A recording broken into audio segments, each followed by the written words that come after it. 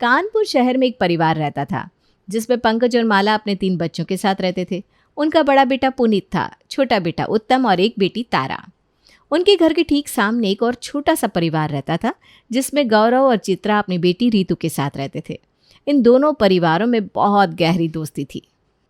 तारा, bell बज रही है, देख तो दरवाजे पर कौन है। गौरव अंकल और चित्रा आंटी आए हैं। अरे चित्रा बहन, आओ आओ। सिर्फ चित्रा बहन को बुलाओगी, गौरव भाई को नहीं?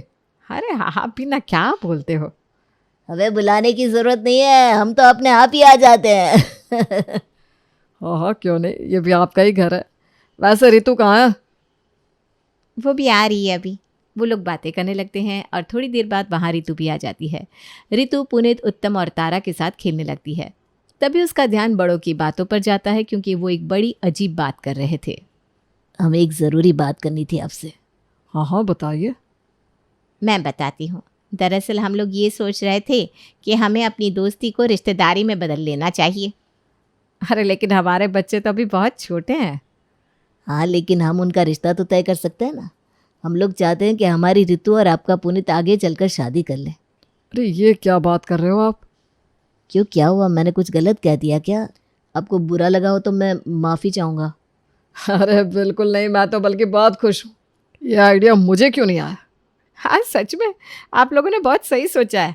तो पक्का रहा, हमारा पुनीत और आपकी ऋतु। तो इसी बात पर मुंह मीठा होना चाहिए। उत्तम, जाकर मिठाई लेकर आ बेटा। अच्छा पापा, अभी लाता हूँ। और बाकी सब बच्चों को तो ये बात बाद में पता चली, लेकिन ऋतु ने उसी समय सुन ली थी और उसी समय से वो अपने आप को पुनीत के घर की बहू के तौर पर इमेजिन करने लगी। वो अगले ही दिन से माला को मम्मी जी और पंकज को पापा जी बोलने लगती है। मम्मी जी, मैं आपके लिए आपकी पसंद की सब्जी लाई हूँ। अरे वाह ऋतु, तुमने तो मेरे मन की बात पढ़ ली। इससे तो बहुत अच्छी खुशबू आ रही है। मम्मी जी, ये तो मेरा फर्ज है।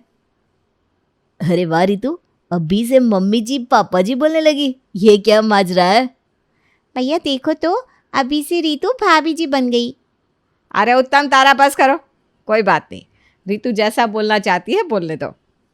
हाँ मैंने भी नोटिस किया है कि ये अब यहाँ पहले से ज़्यादा आने लगी है और घर के कामों में भी मदद करने लगी है। अरे वो कुछ नहीं, वो तो बस यूं ही। भैया, ये तो अभी से घर पर कब्जा जमाने लगी। अरे चुप करना उत्तम। देखो तो, भैया भी अब रंग बदलने लगे हैं। अरे तुम लोग बस करो, ऋतु को तंग मत करो। नहीं मम्मी जी, कोई बात नहीं, ये तो मेरे अपने हैं। ऋतु अब पुनीत के घर की सदस्य जैसी बन गई थी। ऐसे ही समय गुजरता है और वो लोग थोड़े बड़े हो जाते हैं। तब एक दिन माला के घर कुछ गेस्ट आते हैं। उस समय ऋतु भी वहीं थी और वो उनके लिए चाय लेकर आती है। वाह वाह, बहुत बढ़िया चाय है। आपने बताया नहीं कि आपकी एक और बेटी भी है माला जी? हाँ, पहली बार देख रहे हैं इसे। अरे नहीं, ये हमारी बेटी नहीं है, ये तो हमारी प्यारी पड़ोसन की बेटी ऋतु है। लेकिन मानो तो ये भी हमारी बेटी जैसी है। बहुत संस्कारी और होशियार लड़की लगती है। हाँ, हमारी ऋतु बहुत प्यारी और समझदार है। हर काम में मदद करती है। अपने घर को जैसे संभालती है वैसे ही हमारे घर को संभाल लेती है। मम्मी जी, आप लोग ना मेरी इतनी तारीफ ना करिए। अरे वाह, इतनी समझदारी और इतनी शराफत, किस्मत वाले हैं आपके पड़ोसी। ऋतु ये सुनकर थोड़ी शर्माते हुए वहाँ से धीरे धीरे चली जाती है। थोड़ा और समय गुजरता है और वो लोग अब जवान हो जाते हैं। उनकी शादी का समय नज़दीक आने लगता है और उससे ऋतु बहुत खुश होती है। हालांकि वो उनके घर में अब एक बहू की तरह ही काम कर रही थी। एक दिन माला की तबीयत खराब हो गई तो उसने ऋतु से कहा, ऋतु बेटा, मेरी तबीयत कुछ ठीक नहीं लग रही, पता नहीं क्या हो गया है। मम्मी जी, आप आराम से लेट जाइए, मैं आपके पाँव दबाती हूँ, आप ठीक हो जाएंगी। नहीं बेटा, तू रहने दे, थक जाएगी तो। नहीं मम्मी जी, आप मेरी माँ जैसी हैं, आपका ख्याल रखना मेरा फ़र्ज़ है। ऋतु माला के पैर दबाने लगती है, लेकिन माला की तबीयत में सुधार नहीं होता। ऋतु की चिंता और बढ़ जाती है। मम्मी जी, मुझे लगता है हमें अस्पताल चलना चाहिए, आपकी तबीयत ठीक नहीं हो रही है। ठीक है बेटा, लेकिन घर में और कोई है भी नहीं, कैसे जाऊंगी मैं? अरे मैं हूँ ना। ऋतु माला को अस्पताल ले जाने के लिए निकलती है। तभी रास्ते में पड़ोस का एक आदमी उन्हें मिल जाता है जो कहता है, वाह ऋतु, बिना शादी के बहू बनने का काम तो बखूबी कर रही हो। ये सुनकर माला का चेहरा गुस्से से लाल हो जाता है। तुम्हारी ये कहने की हिम्मत कैसे हुई? रितु ने क्या बिगाड़ा है तुम्हारा? मम्मी जी छोड़िए ना, ऐसे लोगों की बातों पर ध्यान मत दीजिए। चलिए हमें जल्दी अस्पताल पहुंचना चाहिए। रितु माला को सहारा देकर वहां से ले जाती है। उस समय रितु के दिल में माला के लिए प्यार और सम्मान और भी बढ़ गया। वो जानती थी कि माला के लिए वो केवल एक पड़ोसन की बेटी नहीं बल्कि एक सच्ची बहू की तरह थी। लेकिन पड़ोसी कहाँ मानने वाले थे। उन्होंने रितु को आए दिन ताने देना शुरू कर दिया। एक दिन माला के घर में कुछ पड़ोसी और पड़ोसने मिलने आते हैं। उस समय रितु घर के कामों में माला की मदद कर रही थी। अरे माला जी, आजकल तो आपकी बेटी रितु ही हर जगह नजर आती है। बड़ी सेवा कर रही है आपकी। हाँ बहन, रितु तो हमारी अपनी बेटी जैसी है, बहुत प्यार करती है हमसे। लेकिन सोचने वाली बात है ना, इतने कम उम्र में ही किसी और के घर का काम संभाल रही है। इसके घर में सब ठीक तो है ना? जी आंटी जी, मेरे घर में सब ठीक है। मुझे यहाँ काम करना अच्छा लगता है। लेकिन बेटा, अपने घर पर भी तो ध्यान देना चाहिए। कहीं ऐसा ना हो कि लोग तुम्हें इस घर की नौकरानी समझने लगे। कोई बात नहीं अंकल जी, मैं जो कर रही हूँ दिल से कर रही हूँ। उसी समय रितु के माता पिता गौरव और चित्रा वहाँ आते हैं। पड़ोसी उनसे कहते हैं, अरे गौरव जी, आपने अपनी बेटी को माला जी के घर का काम संभालने के लिए ही बड़ा किया है क्या? नहीं नहीं बहन, रितु जो करती है अपने प्यार और सम्मान से करती है। हमें उस पर गर्व है। हमारी बेटी संस्कारी है, दूसरों की मदद करना जानती है, इसमें गलत क्या है? लेकिन लोग तो बातें बनाएंगे ना, सोचेंगे कि अपनी बेटी को पराये घर में भेज दिया काम करने के लिए। लोगों का काम है बातें बनाना। हमें अपनी बेटी पर पूरा विश्वास है। माला इस बात को खत्म करने के लिए बात बदल देती है। आप लोग चाय लेंगे ना? रितु, जरा चाय लेकर आना बेटा। जी मम्मी जी, अभी लाई। रितु अंदर जाकर आंसू रोकने की कोशिश करती है, लेकिन उन लोगों की बातें बहुत बुरी लग रही थी। वो पुनीत से बात करने का मन मना लेती है। पुनीत, मुझे तुमसे कुछ ज़रूरी बात करनी है। क्या हुआ रितु, इतनी सीरियस क्यों हो? मैंने जो बातें सुनी और जिन तानों का सामना किया, उनसे मुझे समझ में आ गया है कि अब और देरी सही नहीं है। हमें जल्द से जल्द शादी कर लेनी चाहिए। लेकिन रितु, मैं पहले उत्तम और तारा की शादी कराना चाहता हूँ। ये मेरी जिम्मेदारी है। लेकिन पुनीत, लोग अब बातें बनाने लगे हैं। मैं और सहन नहीं कर सकती। कि तुम मेरी बात नहीं समझ रहे हो? मैं समझता हूँ रितु, पर मुझे अपने छोटे भाई और बहन का भी ध्यान रखना है। उनका भविष्य पहले है, उनके बाद ही मैं हमारे बारे में सोच सकता हूँ। लेकिन हमारे बारे में सोचो तो सही पुनीत, हम कब तक इंतज़ार करेंगे? रितु, मैं तुम्हें वादा करता हूँ कि ये सब होते ही हम शादी करेंगे, लेकिन फ़िलहाल मैं जल्दबाजी नहीं करना चाहता। तुम समझ नहीं रहे हो पुनीत, लोग क्या कह रहे हैं, मैं इसे कैसे सह रही हूँ। रितु, मैं तुम्हारे दर्द को समझता हूँ, लेकिन मैं जो सही मानता हूँ वही करूँगा। रितु निराश होकर रह जाती है। अब उसके मन में एक ही बात घूम रही थी, अगर उसे और पुनीत को जल्दी से जल्दी शादी करनी है तो उसे पहले उत्तम और तारा की शादी का इंतज़ाम करना होगा। अगर पुनीत को मनाना है तो पहले मुझे उत्तम और तारा की शादी करवानी होगी। पहले उत्तम के लिए कोई अच्छा रिश्ता ढूंढना होगा। रितु ने पूरी लगन के साथ उत्तम के लिए एक अच्छा रिश्ता ढूंढना शुरू कर दिया। कुछ दिनों की खोजबीन के बाद उसे एक अच्छी लड़की भी मिल गई, प्रियंका, जो दिखने में सुंदर और स्वभाव से बहुत अच्छी थी। रितु ने ये बात माला को बताई। मम्मी जी, मुझे उत्तम के लिए एक बहुत अच्छा रिश्ता मिला है। प्रियंका नाम की लड़की है, उसका परिवार भी बहुत अच्छा है। सच में रितु, ये तो बहुत अच्छी खबर है। हमें जल्दी से ये रिश्ता पक्का कर देना चाहिए। कुछ ही दिनों में माला और पंकज ने प्रियंका के परिवार से मिलकर ये रिश्ता पक्का कर लिया।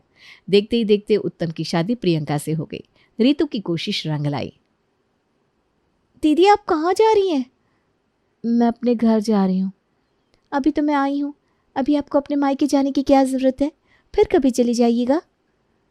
अरे नहीं प्रियंका, रात हो गई है ना। रात हो गई तो क्या हुआ, ये आपका ससुराल है। ओह अच्छा, लगता है तुम्हें पता नहीं।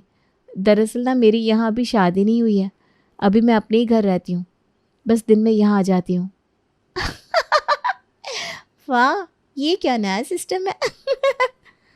हाँ, वो पुनीत ने कहा कि पहले वो अपने छोटे भाई बहन की शादी करेंगे। रितु ये सारी बातें बहुत सीरियस होकर प्रियंका को बता रही थी, लेकिन प्रियंका को हंसी आ रही थी। अगले दिन उनके घर प्रियंका के कजिन आते हैं तो उनके सामने भी प्रियंका इस बात का मजाक बनाती है। आओ, मैं तुम लोगों को सबसे इंट्रोडक्शन करवाती हूँ। ये मेरी सास है, ये ससुर, ये मेरे हस्बैंड, ये ननद और ये मेरी जेठानी के मंगेतर हैं। जेठानी की मंगेतर, ये क्या बोल रही है तू? जेठ बोला डायरेक्ट, या जेठानी के हस्बैंड बोलते मंगेतर क्यों? अरे मैंने कुछ गलत नहीं बोला, दरअसल ना मेरे जेठ की शादी नहीं हुई है अभी, और ये जो सामने खड़ी है ये है मेरी जेठानी, तो ये हुए ना जेठानी के मंगेतर।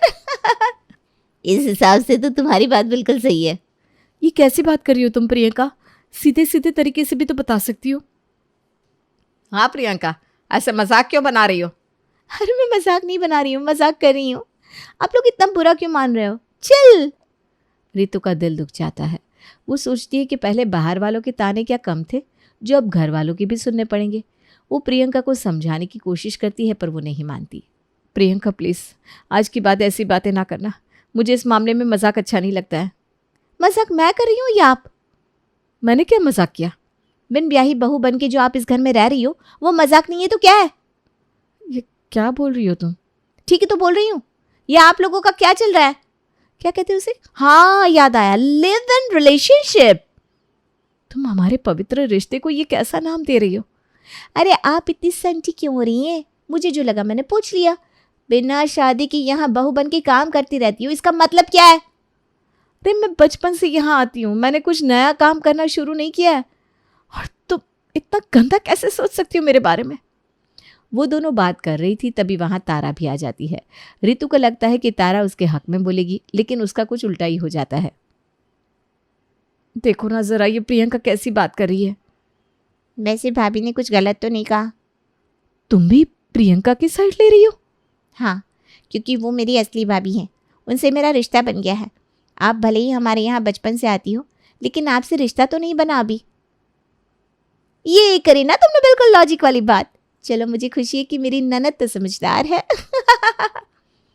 रितु को इतनी बुरी बात तो प्रियंका की भी नहीं लगी थी जितनी तारा की लगी। प्रियंका तो फिर भी घर में नई है, वो शायद समझ नहीं सकती, लेकिन तारा तो उसे बचपन से जानती है। उसका दिल अब टूट चुका था। फिर कुछ दिन बाद घर में तारा की शादी की तैयारियां शुरू हो गई। शादी अगले साल जनवरी में कर लेंगे, अभी रोका कर लेते हैं। हाँ ये सही रहेगा। तुम खुश हो ना तारा? अरे जरा मुंह तो मीठा कराओ तारा। जी भाभी अभी कराती हूँ। तारा रितु की बात पूरी तरह इग्नोर कर देती है। ये रितु को बहुत बुरा लगता है। अब मेरे इस घर में कोई वैल्यू ही नहीं बची, कोई मुझे नहीं पूछता। काश पुनीत मुझसे शादी कर लेते। मुझे एक बार उनसे और बात करनी चाहिए। रितु एक बार फिर से पुनीत से शादी की बात करती है, लेकिन पुनीत ये कहकर टाल देता है कि वो तारा की शादी के बाद ही अपनी शादी कर सकता है। रितु फिर से एक बार खाली हाथ रह जाती है। अब तारा का रोके वाला दिन भी आ जाता है और उस दिन कुछ ऐसा होता है जिससे रितु के सब्र का बांध टूट जाता है। आइए सब लोग फोटो क्लिक करवा लीजिए। माँ पापा भैया भाभी आओ जल्दी आओ। हाँ हाँ आते हैं भाई। हाँ एक अच्छा सा फोटो क्लिक कर लो फोटोग्राफर भैया। एकदम हम साथ साथ है टाइप वाला फोटो क्लिक करना। सब लोग फोटो क्लिक कराने के लिए खड़े होने लगते हैं। माला और पंकज एक साथ खड़े होते हैं, प्रियंका और उत्तम एक साथ, तारा अपनी मंगेतर के साथ खड़ी होती है और रितु भी पुनीत के पास आने लगती है, लेकिन तभी प्रियंका उसे टोक देती है। अरे मेरी ना होने वाली जेठानी जी, आप यहाँ क्या कर रही हैं? ये फैमिली फोटो है और आप अभी फैमिली नहीं बनी हैं। हाँ रितु भाभी सही कह रही। आप जब मेरी असली भाभी बन जाइएगा तब आइएगा फोटो में। अरे तुम लोग कैसी बातें कर रही हो, रहने दो ना। ठीक है माँ जी, आप कहते हैं तो रहने देते हैं। लेकिन अब रितु एक भी कदम आगे नहीं बढ़ा पाती और उसकी वजह ये थी कि पुनीत ने उन लोगों को नहीं टोका। उसकी शादी पुनीत से होनी है तो कम से कम पुनीत को उसके हक में बोलना चाहिए, पर वो नहीं बोला। रितु मुड़ी और घर से बाहर निकल गई। सब लोग उसे आवाज़ देते रहे लेकिन वो रुकी नहीं। माँ, मैंने अपनी ज़िंदगी पुनीत से शादी करने के सपने को लेकर वेस्ट कर दी, लेकिन अब और नहीं। मुझे बाहर जाकर पढ़ाई करनी है, मैं यहाँ से जा रही हूँ। हमें माफ़ कर दे बेटा, ये सब हमारी वजह से हुआ है। हाँ सच में ये हमारी ही गलती है। नहीं, आप लोगों की गलती नहीं है। मैंने ही बहुत ज़्यादा उम्मीद लगा ली थी पुनीत से, और ये तो इस दुनिया की सच्चाई है। ज़्यादा उम्मीद हमेशा दुख ही देती है। रितु जाने से पहले एक बार पुनीत से मिलती है और उसे सारी बात बताती है कि वो क्यों जा रही है। हालांकि पुनीत उसे रोकने की बहुत कोशिश करता है, लेकिन अब वो नहीं रुकती। मैं जानता हूँ मैंने गलती की है, लेकिन प्लीज़ मुझे एक मौका दे दो, एक आखिरी मौका। मौका ही तो दे रही हूँ मैं अपने आप को, इस ज़िंदगी को। तुम्हारे लिए तो मैंने पूरा जीवन ही लगा दिया था, थोड़ा सा अपने लिए भी जी लूँ। बाय। रितु ये बोलकर वहाँ से चली जाती है। वो कहते हैं ना, चीज़ों की कद्र मिलने से पहले और इंसान की कद्र खो जाने के बाद होती है। तो पुनीत के साथ अब वही हो रहा था। रितु के जाने के बाद उसे रितु की वैल्यू का एहसास हो रहा था, लेकिन अब तो काफ़ी देर हो चुकी थी। लड़के दुआएं करते हैं, मिन्नतें करते हैं कि उन्हें रितु जैसी लड़की मिल जाए, लेकिन नहीं मिलती। और तुझे मिली तो तूने उसकी कद्र नहीं करी। तूने उसके साथ बहुत गलत किया दोस्त। मैं जानता हूँ मेरे भाई, और अब मुझे इस गिल्ट के साथ हमेशा ही रहना पड़ेगा। मेरा दिल चाहता है कि वो वापस आ जाए, लेकिन मेरा दिमाग कह रहा है कि मैं ये सज़ा डिज़र्व करता हूँ, और वो मुझसे कहीं बेहतर इंसान को डिज़र्व करती है। उसे मेरे पास वापस नहीं आना चाहिए। बिल्कुल सही कहा तुमने। वो अब एक अच्छी लाइफ और एक अच्छा लाइफ पार्टनर डिजर्व करती है। उसने अपनी ज़िंदगी का एक बहुत बड़ा हिस्सा तुझे और तेरे घर को दे दिया। अब वो अपने लिए जिएगी।